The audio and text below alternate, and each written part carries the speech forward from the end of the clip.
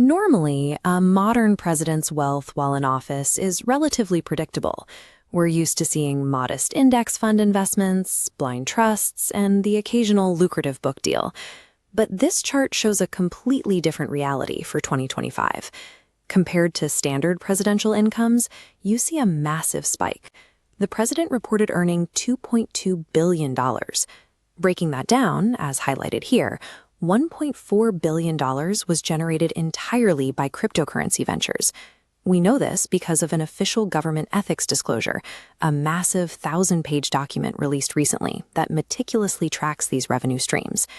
The administration campaigned heavily on fixing regulations for the digital asset industry, yet almost immediately after taking office, the priority shifted to launching for-profit digital tokens directly tied to the president and his family. For the first time in American history, the sitting president was building a private financial empire on the same digital rails his administration was tasked with regulating.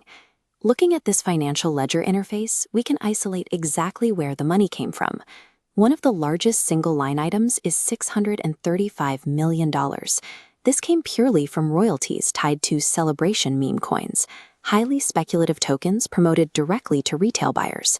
The launch of these specific tokens was timed precisely with the political calendar, hitting the market just days before the second inauguration at the Capitol. Shortly after launch, the tokens experienced a severe collapse, dropping 98% and wiping out retail capital. Beside that fallout, the disclosure reveals a second massive block, over $588 million, generated from token sales and equity tied to World Liberty Financial.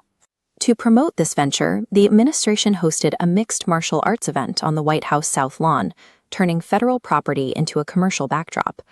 During that event, these fighters were awarded their performance bonuses using USD1, a stablecoin, or digital dollar, that is directly linked to World Liberty Financial. The physical prestige of the Oval Office and the momentum of a presidential campaign were leveraged directly as marketing tools, fueling a billion-dollar private token launch. The audit's third major item centers on a $500 million cash injection into World Liberty Financial, secured just days before the inauguration. The buyers, who took a 49% equity stake in the president's company, were a group of investors directly tied to the United Arab Emirates. Shortly after that massive influx of capital, the administration made a series of highly favorable decisions regarding the export of advanced AI chips to the UAE. When a foreign entity pours $500 million into a business owned by the commander-in-chief and then immediately benefits from a major shift in trade policy, it triggers immediate accusations of a pay-to-play arrangement.